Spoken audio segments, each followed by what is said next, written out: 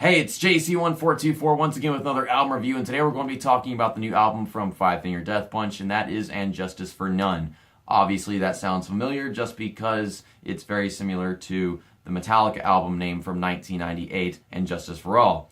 That album was a really damn good one, a lot of great songs in there, especially one of their biggest hit songs, One.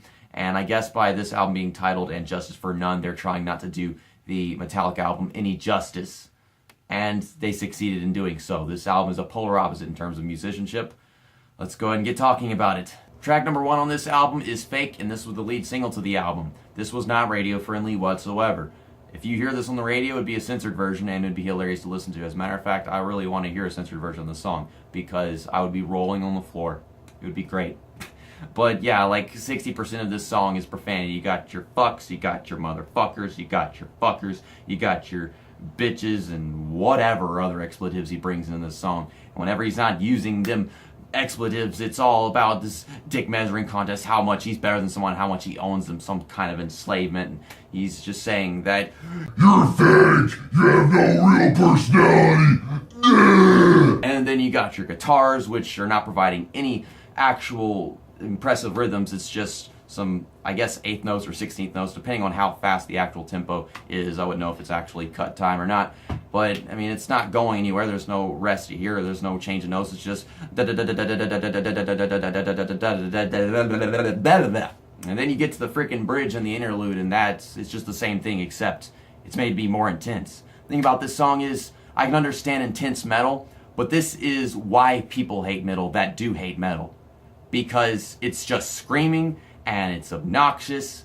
It's not entirely intense. It's one thing to be intense and amazing, but this is just obnoxious. I don't roll that way. Here's our sample. You're a fake motherfucker, I hate you motherfucker, I'll break you motherfucker, you're mine. You're a joke motherfucker, you blow, but you're a sucker. The second track on this album is Top of the World, and this one is a little less fast-paced than the first song on the album was, but at the same time, it's just as basic in terms of rhythm, and the instrumentation really doesn't bring anything impressive to the table. And then you get to the song meaning, which is him just saying that he's living the good life, and he must be dreaming because it's too good to be true. He's so egotistical on this track in specific. And then you got the vocals and the way he's singing, meant to be intense, just like with the last one, but it's obnoxious. Yeah, this album review is going by very quickly. I know that all of it's my fault. I bring you nothing but pain. Look at the way that you treat me. That's why I'm insane.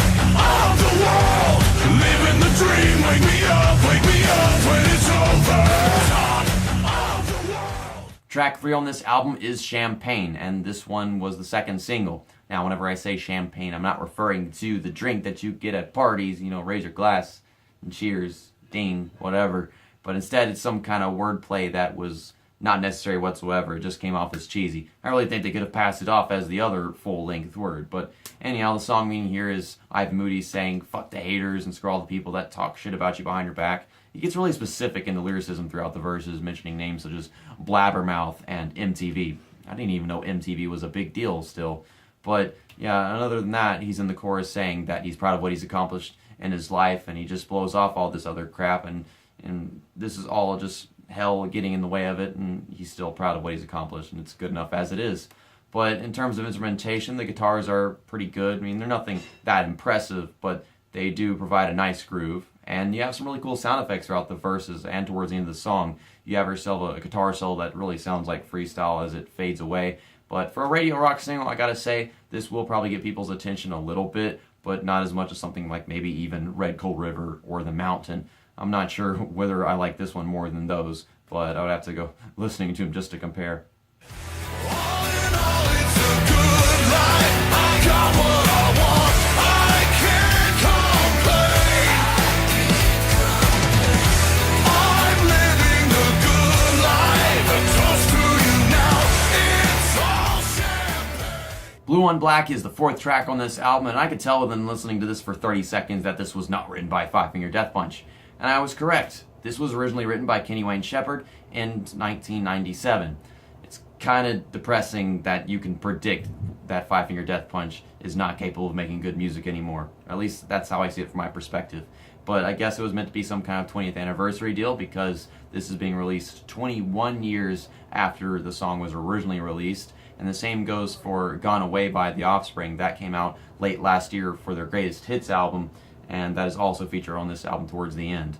But Five Finger Death Punch is very well known for making really good covers. They've had really big ones out there, such as Bad Company, Mama Said Knock You Out, and quite a few more to name that I can't think of just yet. I remember House of the Rising Sun. That was a big deal. I remember my dad didn't like House of the Rising Sun, but yeah, I didn't like it that much either.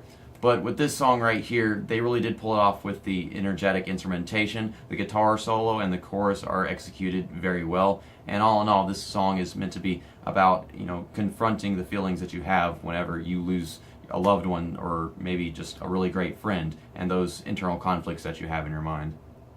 Doesn't bring you back. It's throwback.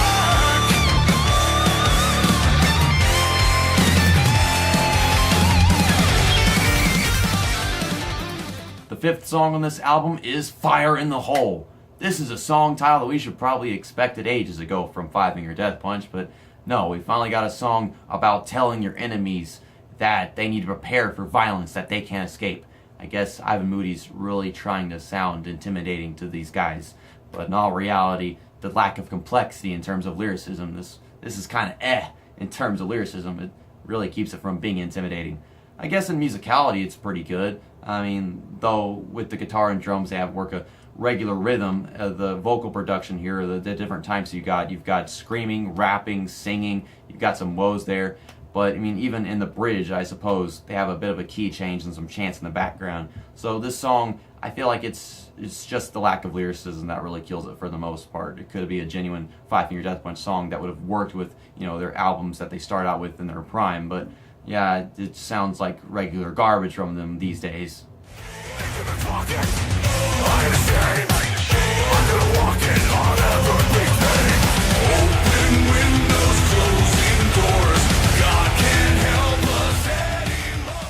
I Refuse is the sixth song on this album, and I gotta say this one is one of the better ones.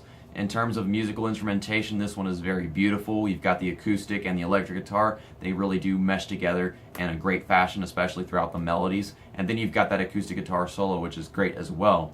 Now, the vocal performance here reminds me a lot of what we had from Disturbed in that cover of The Sound of Silence in 2016. And it's definitely above average with that in mind, because of how soft he goes. He doesn't really go that aggressive. I mean, he does go aggressive with his vocal cords throughout the chorus a bit, but he's never really screaming, to be honest.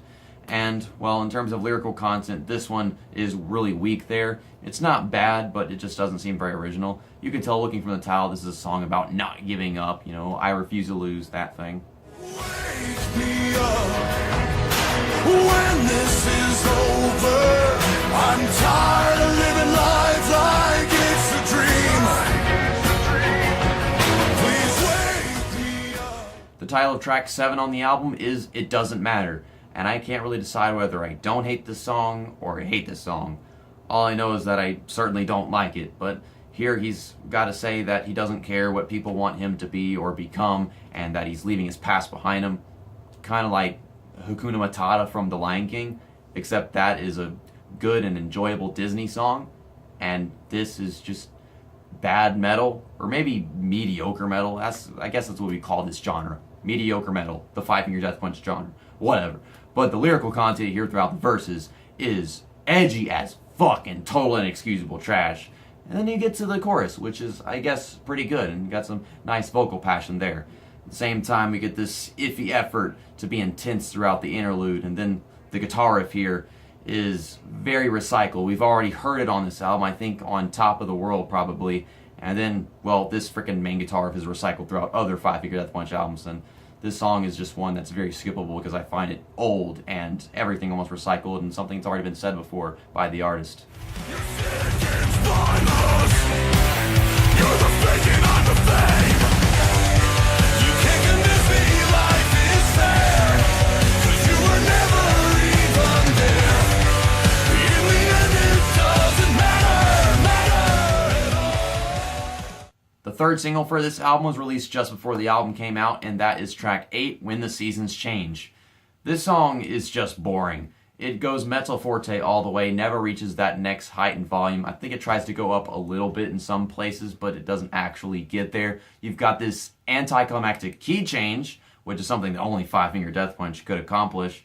And the lyrics are very predictable with this whole analogy about how his love is undying and that it won't change no matter whether it goes cold or hot in terms of the emotional struggles of the relationship. Whenever I say predictable, I mean you hear one line and then you can tell what he's going to say in the next line, and that happens over and over again. That is just bland and lacking in the effort and the lyrical content.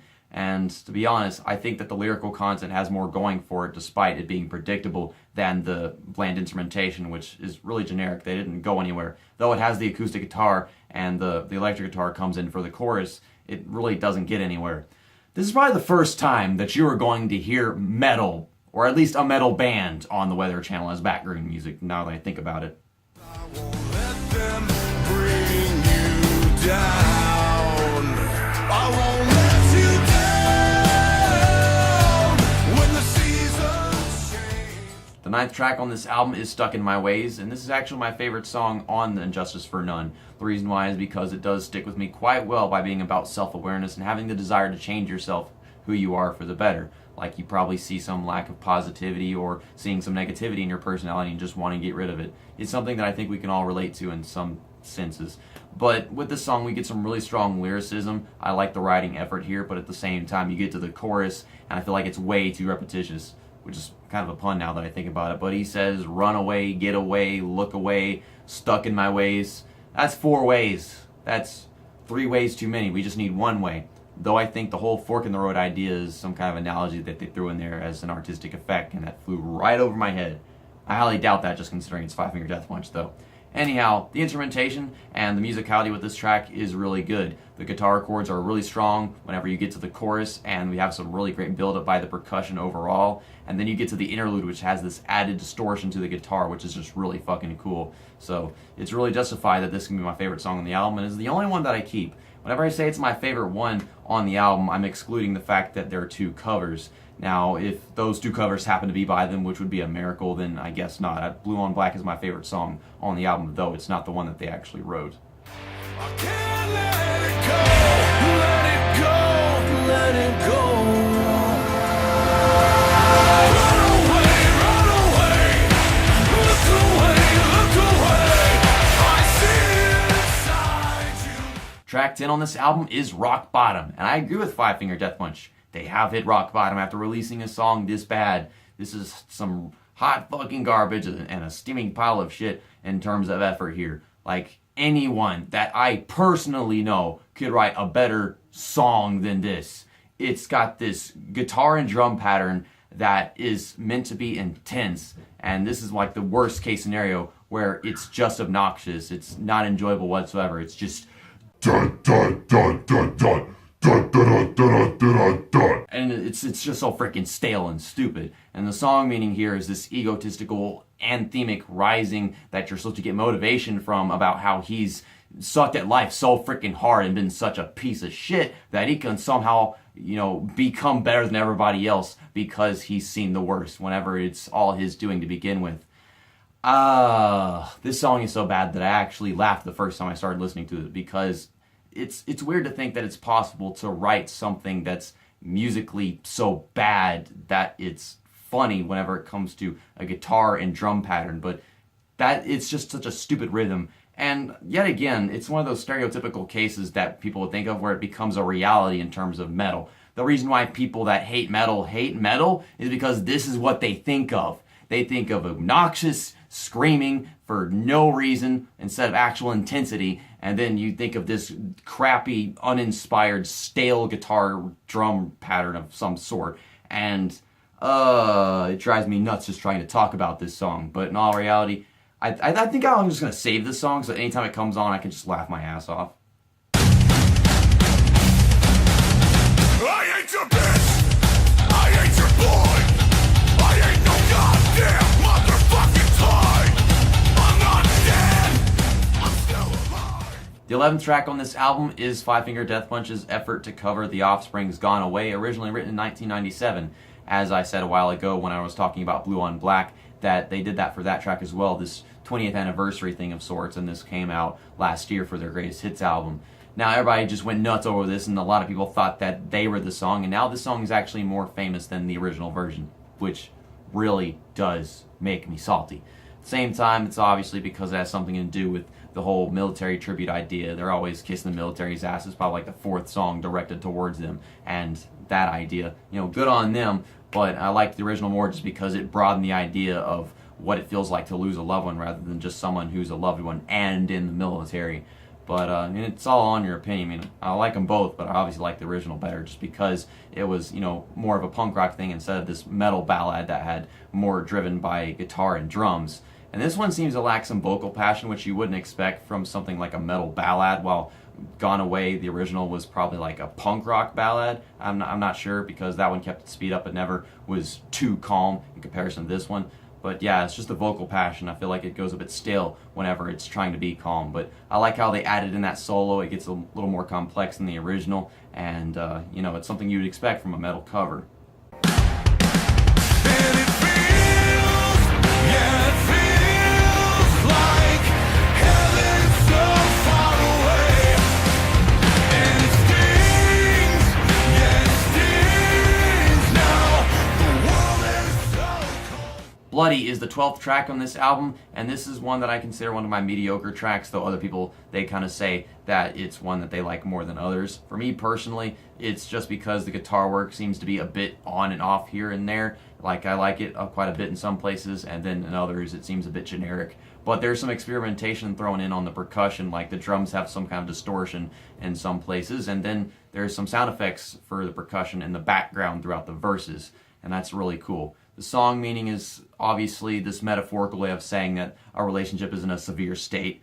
Unless whenever he says bloody, he's trying to be literal, then that's horrible, because then that means they should probably see a relationship therapist if that's the case.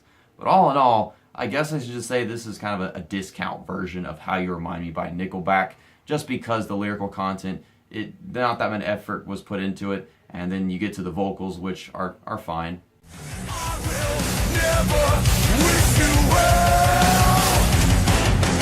I can't blame you for leaving me. I took more from you than I could give away. The final song on this album, track 13, is Will the Sun Ever Rise? And this one ends the album off on a pretty good note, just because the outro is just fucking amazing. If you're into rock music at all, then that's something that you should really dig, is the ending of this album. It really does give it bonus points, because before the outro, everything else seems to be like a basic metal / acoustic combo of ballad whining. I don't know what else to say. Like, we've gotten this probably like twice or 3 times on the album, and this is probably the worst case scenario. The lyrics seem to lack in direction. They don't know where they're going. They say one thing and they say another. It feels like it's all just thrown together. And even in some places, the vocal production, they don't seem to know whether or not they want to go for some scream singing or some regular singing. They don't seem to know if they want to put it in one place or another. It seems misplaced sometimes, is all I'm trying to say. But overall, the vocal effort is definitely there. This is one of those places where the vocal effort is kind of strong. The instrumentation is obviously fantastic once you get to the intro, but before that, it seems a bit wasted because they don't do anything amazing with that acoustic guitar in there. But that percussion, the guitars, once you get to that outro, is something that is definitely worth listening to. That's probably what I'm going to throw it into for the outro of this video. But all in all, this is another one of those mediocre tracks for me. And if that outro wasn't as amazing, it'd probably be a little less than average. I procrastinated on recording this album review for a really long time just because I lacked the motivation to do so. And that's something I'm starting to notice, is that if I don't like the music I'm listening to, it really drags me down quite a bit and makes me just not want to do it. But now that I think about it, I enjoyed reviewing this album more than I enjoyed listening to it. And I get enough motivation whenever it comes to albums that I do enjoy, such as the new Shinedown album, A Perfect Circle, Red Sun Rising, I guess Breaking Benjamin. But my final score for the new Five Finger Death Punch album released in 2018 and Justice for None is a 62%. Now, first things first, without those 2 cover tracks, Blue on Black and Gone Away, the score would have dropped to a 57%. And let me know your opinion whether or not I should be considering that the official score, just because they're on the album but they didn't write those songs. It amazes me that Five Finger Death Punch proceeds to get worse and worse every 3 years, but just wait, 3 years from now they're going to be releasing an album that can be a 55% regardless of what covers are on it. Whatever. We have more album reviews on the way. Hoobastank released an album before I'm even recording this video, and that was Push Pull. I enjoyed that album more than the one that I just talked about in this video. And there's also a new Owl City album coming out on Friday as this is being released. Now, I think that I might have enjoyed the new Hoobastank album more than the new Owl City album that's going to be coming out, to be honest, because though Hoobastank went for that pop punk sound such, they didn't, just stick to that one thing that was on the singles. They really did have a variety of different kind of rock styles, but they have changed, and that's something to look forward to. Thanks for watching, listening, you guys. Even if you did like this music and you hate my freaking guts, if you appreciate my opinion, then, leave a like or a dislike so I know how many people agree with it for the most part. I don't know. And see you next time. That's that. Album review over.